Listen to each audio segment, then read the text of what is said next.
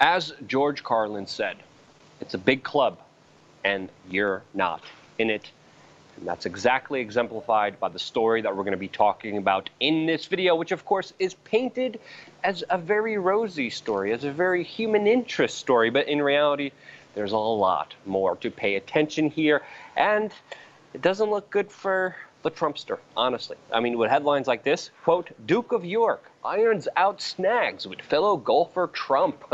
I mean, it's utterly ridiculous. The Telegraph, Prince Andrew called into exert golf diplomacy over Trump state visit. The Duke of York is being used as a secret weapon by Buckingham Palace in the belief that he will be able to defuse any potential diplomatic disasters during the state visit of Donald Trump. In what has been dubbed as golf course diplomacy, British officials have taken the unusual step of ensuring Prince Andrew is alongside the American president for 2 out of the 3 days he will be in the country. It is hoped the men shared passions for business, but more importantly, their mutual love for the game of golf will help them bond, allowing the prince to exert a subtle influence over the politician. Now, Jason, there's a lot of things to ponder here from this. Number one, I thought royalty was symbolic. And isn't this the same Prince Andrew that's very well connected to convicted pedophile Jeffrey Epstein that also Trump is connected to? And then it came out that the Prince of York, Prince Andrew, knew Trump for, what now, 20 years? Jason, is that true? Well, yeah, all that's true. And I mean, if you look at this picture they used over at Mar-a-Lago, where he's, at the club. Remember, Mar-a-Lago, a place where Epstein went, where Prince Andrew went, as well as the private jet. No big deal there. He looks like a complete psychopath. Look at this picture. His eyes are completely bugged out. It's absolutely insane. And yes, the other thing to talk about here is, wait a minute, you're right. I thought royalty was, a joke and nonsense. And, I'll admit, this week, I was looking for something to get the kids to watch, right? And I came across this movie. I believe it's called The Queen's Corgi. Okay, animated film, first-rate production. Obviously wasn't pushed here in the States as much as it was in Europe, but everybody, it's a fictional story, everybody in it's real. They glorify the Queen. They glorify Prince Philip. Prince Philip, who worked with Nazis, who's talked about population control. That Prince Philip, all right? So now we come full circle to this. Donald Trump, who obviously dropped names like Epstein on the run-up to the presidency, who obviously saw headlines like the one that is now behind me, where Prince Andrew and himself were ensnared in this, entangled with Prince Andrew, has obviously seen this picture of Prince Andrew with a 16-year-old girl, Virginia Roberts Guthrie, with Epstein's handler behind him, Ghislaine Maxwell, all three in the same photograph. And what does the press focus on, Luke? Do they focus on any of those things? No, they're golfing. They're golf buddies. They're going to hash everything out for the United Kingdom. So first of all, we have actual royal political diplomacy. And second of all, we have a whitewash of one of the biggest scandals the world has ever seen. You would think the Jeffrey Epstein connection would be something worthy of highlighting here instead of the love for golf. What about the love for things that are not appropriate in our society because there's specific laws in our society against them because they're wrong and they're morally wrong? And people like Jeffrey Epstein, who are connected to Trump, to the Clintons, to Prince Andrew, have been given a slap on the wrist for crimes that they should get life for. And again, the Trump-Epstein saga is a very, very interesting one. He made very interesting comments a couple years ago talking about how Epstein liked young women. He kind of also threw Epstein underneath the rug, many people claim. A lawyer that was going after Epstein claimed that it was Trump that helped more than any other person in Epstein's black book to help corroborate some information. So this is extremely, extremely interesting because they're not only connected through golf, they're connected through a very, very, very, very powerful, sinister person that is still free, who's still walking around when, by all accounts, he should be serving life in prison. That's an important takeaway here, Jason.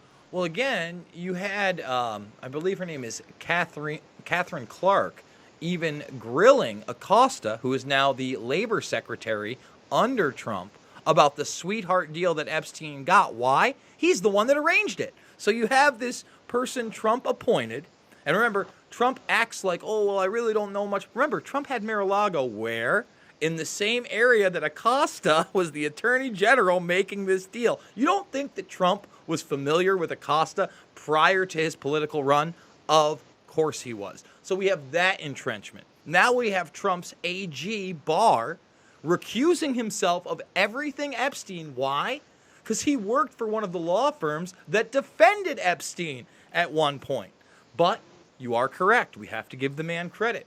Bradley Edwards, who successfully sued and won against Epstein, came on a interview with Derek Brose, who you've interviewed many times, of the Conscious Resistance, and said out of everybody he contacted, Trump was not only the most cooperative, but somebody who actually called him back when many of these other people did not, Luke. And when we talk about many of these other people, we're talking about the heads of industry, state, and business. Music, people like Tommy Mottola. We had Chris Tucker in there, Kevin Spacey, of course, Prince Andrew, many times. There's so many people, Luke. Yeah, we're not even getting into Dershowitz, who, of course, has also been accused of many horrible crimes, but also is representing Jeffrey Epstein during this entire saga. And, of course, he is one of the individuals that is a confidant to Donald Trump, is very close to Donald Trump, and, of course, by many accounts, has Donald Trump's ear, specifically when it comes to the legal framework of everything unfolding with, of course, this whole Russian collusion narrative. So, again, just like I started out, it's a big club and you're not in it. It seems like that is more and more of the picture, especially with a lot of these establishment types, especially a lot of the shadier figures being very close to Trump, and it's very telling that Prince Andrew will be very close to Donald Trump during his stay there. And, of course, they keep talking about Trump's golf. I don't think that's as important as the issues that we're bringing up here, Jason. Any other important topics that you want to get into? Because there are so many different dots that we could connect here. But what do you think are some of the bigger ones and more important ones? Well, just like you were talking about how relatively close all these people are, I'd like to remind people of the popular game from the 90s, 6 Degrees of Kevin Bacon. Can you imagine doing 6 degrees of Jeffrey Epstein? Forget about 6 degrees. You do 1 degree of Jeffrey Epstein, and literally the connection is Donald Trump, royalty. Let's keep going here. Mossad connections through Ghislaine Maxwell and her father. I guess that would be 2 degrees. Then you have connections to Black Cube, which is the private spy organization run by ex-Mossad agents. Let's go further than that. Then you get into Acosta Barr. That's the administration. Those are 2 degrees. Look at all these connections. You talked about Dershowitz. How about the fact that Trump doesn't know anything about the WikiLeaks, yet Dershowitz, who's on TV every day defending Trump, actually took a job with WikiLeaks in 2011 to defend Assange. Currently, we don't know his status as a lawyer for Assange, but he clearly says he's met him on several occasions, and he's out there defending Assange, saying essentially what he's done is publish the Pentagon Papers in the new digital age, and he should be covered as a journalist. So there's a lot of gray area in here as well with these power players, but one connection is clear with all of them, and it's a sleazy guy who pled guilty to what we thought at the time was prostitution with a 14-year-old girl. No, turns out it was prostitution with a 16-year-old girl that allowed him, instead of having to register as a sex offender in all 50 states, to actually only have to register as a sex offender in, I believe, 20 or 21 states overall. Think about how nefarious that is. The amount of counts he was facing were 36 that we know of. The minimum charge for any of these would have been 10 years. So minimum, Luke, this man should have been looking at 360 years. And what did he do? What did he do? From all accounts, 13 months at a resort-like prison where he was able to leave the majority of the day to go work. That seems fair. Yeah, Jason, a sweetheart deal given to someone that Trump appointed in his cabinet. Like how more connected could you get with all of these people and just screaming the alarm bells that, hey, there's something very, very wrong here that is happening here, and it's pretty clear that it's not looking good, to say the least. And you know what? I want to end it on this, Luke.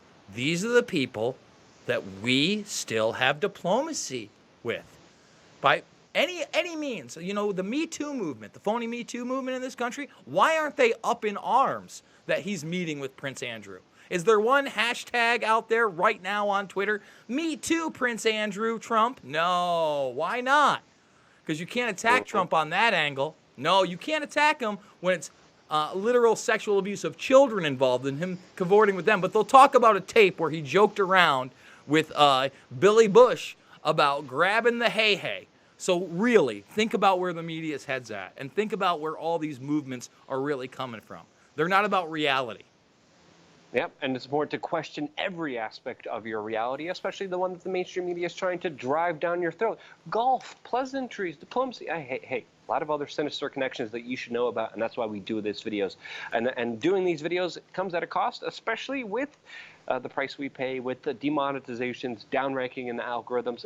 It's expected, especially when we're pissing off Eric Schmidt in the middle of the streets here. But regardless of that, we're still here somehow, mainly because of you. Sign up on our email list on wearechange.org. Go to wearechange.org, or even check the link in the description down below. Sign up on our email list. Our time here is limited, but our voices will still continue with, of course, you guys being a part of this independent media broadcast. And because you guys are a part of it, I thank you so much.